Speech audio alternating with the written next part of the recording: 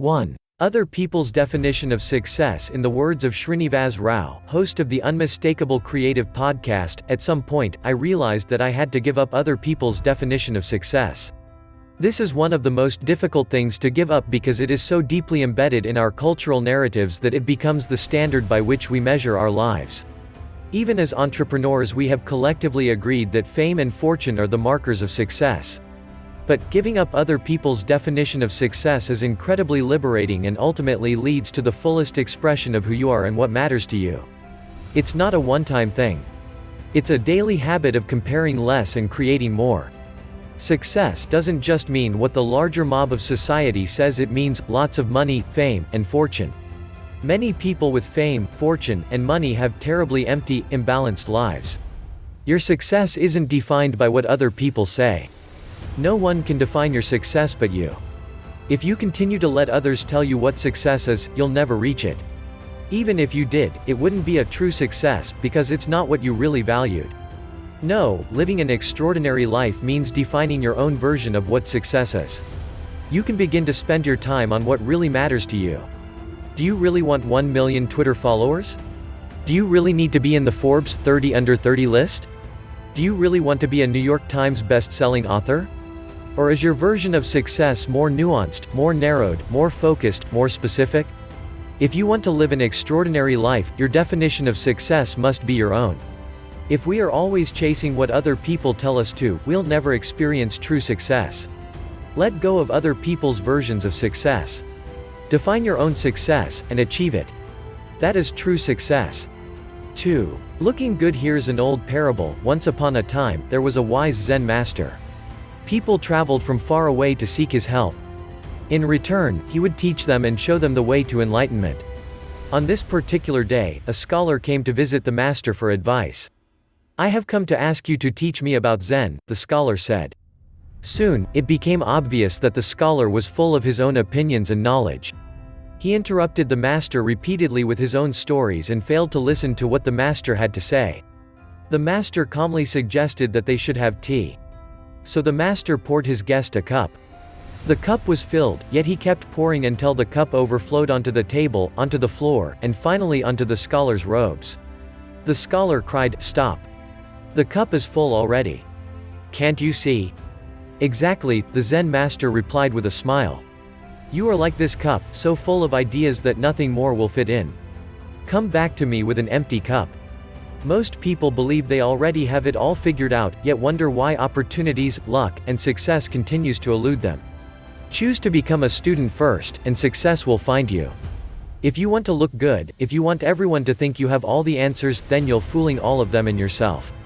True success comes from knowledge, humility, and becoming a student of your craft. You can't have that if you insist on looking like you have all the answers. 3. Busyness. The most successful people I know are not busy. They're focused. Jeff Goins, best-selling author. How you spend your days is how you spend your life. A lot of people love being busy. They wear it as a badge of honor. When you ask them how they've been, what's the response? "I'm so busy," they lament. But it's a subtle brag. They like the feeling. But when you're busy, you don't really do anything. Just because your calendar is full of meetings, appointments, and commutes doesn't mean you're actually making any progress towards your true goals. Are you focused, making tangible action steps towards what truly matters? Or are you just busy? When you're busy, you are on autopilot. You can't see the hours slipping away, time you'll never get back. But when you choose to be focused, to spend your time and energy on achieving your true goals, that's where the magic happens. That's where focus turns into flow states, hyper-focused mental efforts to make fast progress. Most people prefer the emotional boost of bragging about how busy they are, instead of actually doing the real hard work. Choose focus, not busyness. 4. Entertainment and distraction. Successful people don't see it as free time. They see it as the only time they have to do the things they really want to do in life, and they don't take a minute for granted. Nicholas Cole. Reinvesting your free time is one of the most important ingredients to your success. If you're working a full-time job, with a commute and family and bills, you don't have a lot of free time. If you're like most people, the precious little free time you do have is spent on entertainment and distraction, not learning and growing. This is low-level thinking, and it will lead you to a, frankly, low-level life. But true success requires sacrifice. A common misconception many of those sleep when you're dead hustle entrepreneurs claim is that you need be working all the time. The truth is, you need to work your butt off, for a time. After you've spent the time creating your life, you can sit back and enjoy the work you've done. I like aimless free time, and it's important no matter who you are or where you're at. But if you want to make great strides and achieve a truly extraordinary life, you need to reinvest your free time into learning new skills, putting in the work, and being productive. It won't last forever. But you need to put in the time now, so later, you can have the life you want. 5. Kinda good opportunities. You can do amazing things with your life, but only if you have the time to do them. When my wife and I moved to South Korea for a year to teach English, my number one goal was to become a full-time writer by the end of the 12 months.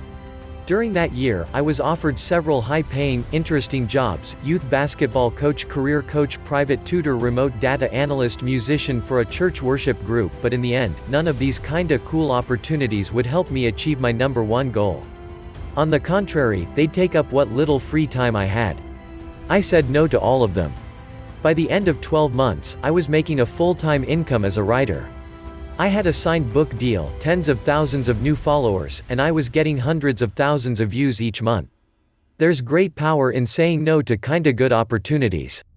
There's also great consequences if you spend all your time on the merely good opportunities. It means you won't have time for the truly great ones when they come.